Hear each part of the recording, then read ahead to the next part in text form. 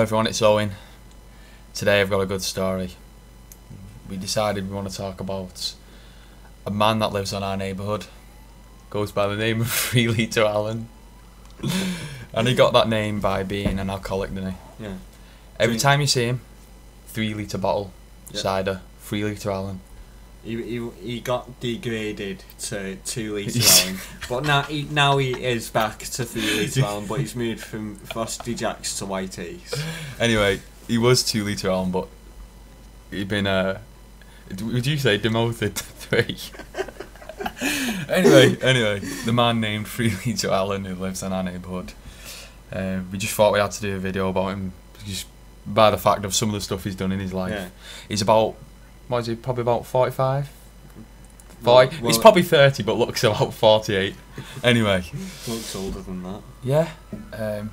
Grey hair, curly hair. He wears like a dark green trench coat, doesn't With he had sick on it for about. I'm being deadly He's a tramp. serious here. He had sick on that same coat and he wore it every day, day to day. He had sick on it for at least 7 months minimum. Minimum, yeah, definitely. But yeah, that's what he'd wear, when he that green trench coat. But there's one thing that stood out about Alan, wasn't there? Yeah. The soles of his trainers were missing. But the entire bottom of the he had like the top of the foot, Yeah. and around the sides, Yeah. but he had no bottom of the shoe. Like all you could see is a sock within like a huge hole. No, he didn't have socks. And the other foot didn't have a sock. One of them just had a big hole in the sock. I mean, like showing his full heel. Yeah. And he didn't wear a sock on the other foot. Basically, he just had a piece of leather covering the top of his feet. I don't know if he was trying to pretend he was wearing shoes, but he was just like white leather. Well, it wasn't even white anymore, covering the top of his feet, wasn't it? Yeah. And you'd see him. He's still, to this day, I still see him. I don't know how he's still alive, but you'll see him walking. He has got new shoes now. Let me just announce that he's got new shoes only because you know the shopkeeper. Yeah. Our old shopkeeper felt sorry for him, and when he come to the shop to buy his daily 3 litre bottle, as well as 3 litre Alan, she felt sorry for him, so she bought him some trainers. That's true. That's actually true. You didn't know that, did you? No. Bought him some trainers, and he's still got the same pair today. But let me tell you, he's done some of the craziest things I've ever seen, hasn't he? Oh, one thing. Unbelievable.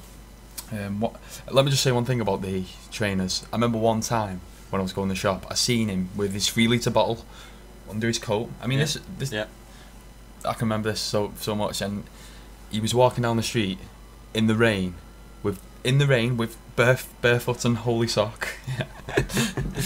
And there was glass smashed outside the shops and everything. He was just walking over it like it was nothing, like through the rain. I was thinking, man, he's probably got no feeling in his body. He's probably like, what's that disease called where you can't feel stuff in your feet? Trench foot. That's it. Got trench foot. Anyway, another good story about him. Oh, I've got a good one as well. Go on, I'll tell this one. When he set his house on fire, his flat on fire. Yeah. Basically, you can tell him what he did. Well, he was pissed when this is what he actually told us outside the shop, and we witnessed it by all the fire engines. Right, he got his daily 3 litre. Yeah, probably 6 litres that day because he was absolutely mental. Out of it, yeah. He sat in his flat. He had he didn't have a telly or nothing. He just had a 3-seater chair in the middle of the room. Yeah. With probably just stuff like. How do you know? Did you go in there or something? Oh no, I wouldn't even bother. Yeah, you can tell he didn't have much, don't you? You could tell he didn't have much. Just by the look at him. Oh come on, the guy doesn't even have a legit pair of his. He doesn't have neither soles on his shoes or a sole to begin with. Go on, carry on the story. What he said is he set his flat on fire. I mean, the full flat on fire. Is it suicide? I don't really know much about this. I just remember seeing But he just sat on the middle of the 3-seater chair, laughing his head off while his flat was completely burning around him. Like three to four fire engines came to like like about 5 people was trying to carry him out, but he was just sat in the middle of the room, all smoky to hell, and he was just laughing his head off. I could imagine like that crazy mental laugh that people do. He must and have just sit there like that with them awful eyes and everything. He must have been smashed. He must have been off his cake.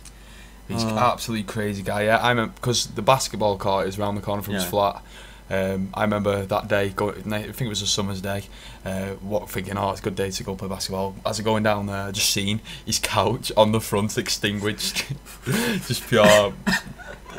You know that stuff that comes out of fire extinguishers, all that foam all over it, and all burns, and, like a bit of smoke coming out of his flat windows and his door. I thought, wow, what a crazy guy. That as well when he shagged the doll.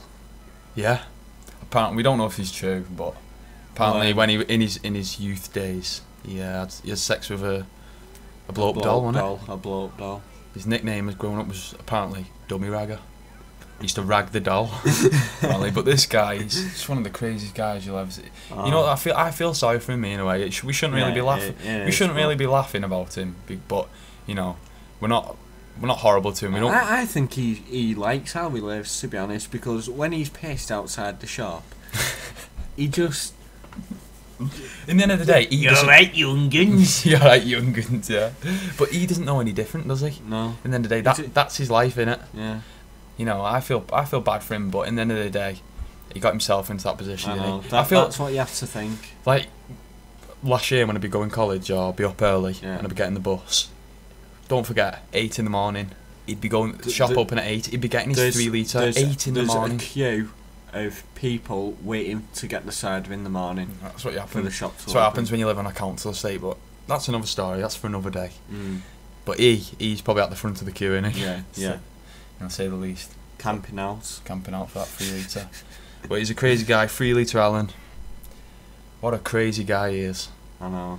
But it is what it is. He lives his life. Yeah. We just thought we'd share this story with you anyway.